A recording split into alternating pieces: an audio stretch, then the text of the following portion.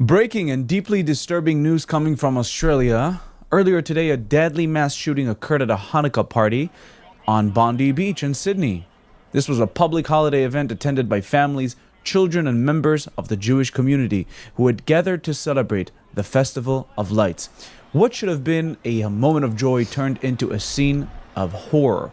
According to confirmed reports, multiple attackers opened fire on the crowd. At least 12 people have been killed and dozens more were injured, including children and police officers. Emergency services rushed. Alright guys, welcome back to another video. So today we have kind of a sad event that just happened, a tragic event that happened today or yesterday, depending on when you're watching this video. So yeah, there was a Islamic attack on the Jewish people in Sydney, Australia. So this video is kind of just gonna break down what happened, and then I'm gonna give my thoughts on what I think happened. Is it really the official narrative? Is there something more behind it? And again, rest in peace to all the victims. My condolences to their families. Depending on how the situation played out and who was actually behind it, what actually happened. Still a shame when innocent people get murdered, no matter the circumstances. So yeah, let's check out this guy's breakdown. To the scene as chaos unfolded, with people running for safety while others tried to help the others wounded. Police have confirmed that one of the attackers was shot and killed, and another suspect is now in custody, currently in critical condition. Authorities are also investigating that there were additional attackers involved, and bomb squad units were called in after suspected explosive devices were discovered near the area. Eyewitnesses describe absolute panic. People reported hearing gunfire erupt without warning, seeing families scatter, and watching strangers step in to help one another. In one reported case, a civilian physically intervened and helped stop one of the attackers before police arrived. Let's have a look. Oh! C'est un malade. Oh non gros. Oh, ouais mais il est son pote, il va se faire tirer dessus. Il est trop con le mec qui a l'arme.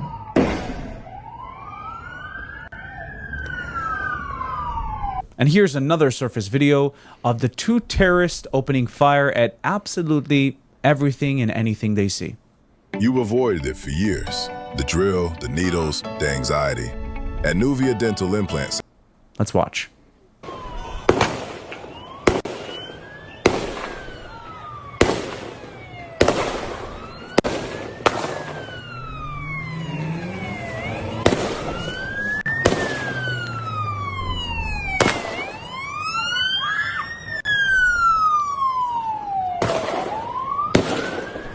Here's a testimony from one of the survivors that was at the place with his family during the Hanukkah party. Let's watch. I was here with my family. It was a Hanukkah celebration. There were hundreds of people.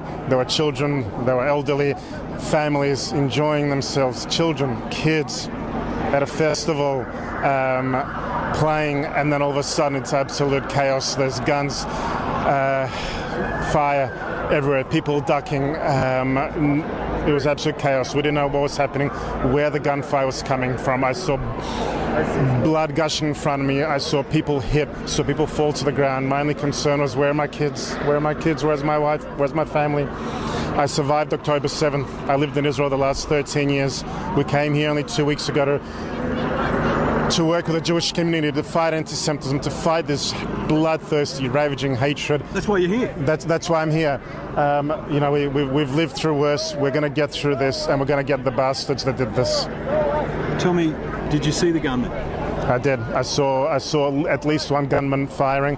Looked like a shotgun firing randomly in all directions. I saw children falling to the floor. So elderly. I saw invalids. I saw people just. It was an absolute bloodbath. Blood gushing everywhere.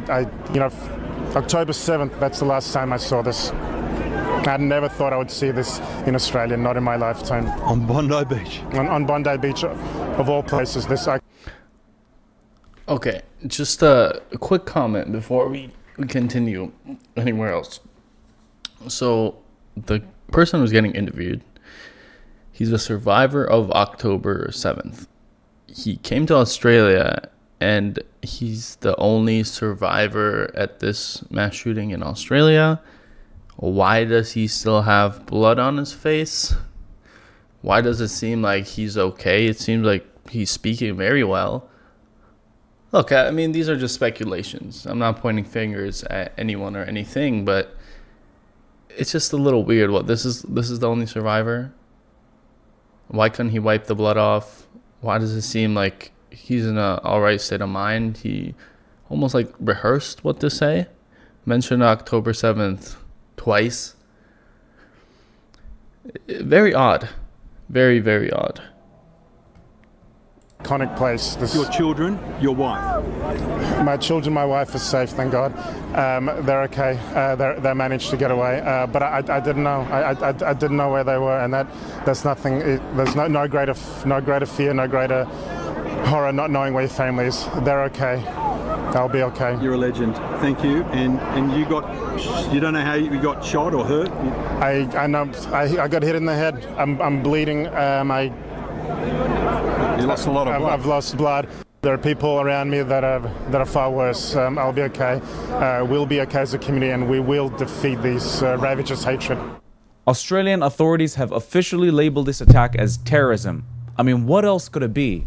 It was Islamists attacking Jews on a holiday that is Jewish in Sydney, Australia, while chanting Allahu Akbar. Leaders across the country have condemned it as an anti-Semitic act of violence. The Prime Minister described it as a horrific and cowardly attack on innocent civilians. Well, if you truly care about Australia's values, you would do something about this. Not just label it and let them grow in population and in size, just deport them back to where they came from. Hospitals across Sydney are... Okay, so... these people, like this guy, I don't even know who this guy making the video is. I just saw it pop up, and it looked like a good video to react to. But they'll say, oh, deport these radical Islamists, terrorists. But then people start talking about remigration, and they say remigration for everyone, not just people who are Muslim. People, all people who, for this example, are not Australian. Then a lot of the Jewish people are like, oh no, you guys are racist, white supremacists, all this garbage. But don't attacks like this happen because of those people who come into the country? I think people try to focus more on the Muslim Islam part of it when the bigger issue is the people coming into the country who are Muslim or people following Islam. Are treating the wounded, and families are waiting anxiously for updates about loved ones. The Jewish community in Australia is in mourning, and events like candle lightings are already being organized to honor the victims and stand in solidarity with those affected. This attack has sent shockwaves far beyond Australia. A Jewish holiday celebration being targeted has resonated globally, especially at a time when anti-Semitic violence is rising in many parts of the world. Leaders and organizations internationally have expressed their condolences and support. Authorities are now working to answer critical questions. Were there additional accomplices? How was the attack planned? Were there perpetrators connected to the extremist network? And could this tragedy have been prevented? Investigators are urging the public not to speculate and to rely only on verified information as the situation continues to develop. The area remains secured as a major crime scene, and updates are expected as the investigation progresses. If you have friends or family in Sydney, now is the time to check in with them. Stay informed through official police and government channels, and be cautious of misinformation spreading online. If you wish to help, look only to verified and legitimate support efforts for the victims. This was a devastating and senseless act of violence. My thoughts are with the victims, their families, and everyone impacted by this tragedy. I will continue to follow the story closely and provide updates as more confirmed information becomes available. But now let me ask you something. This also raises hard but necessary questions that cannot keep being ignored.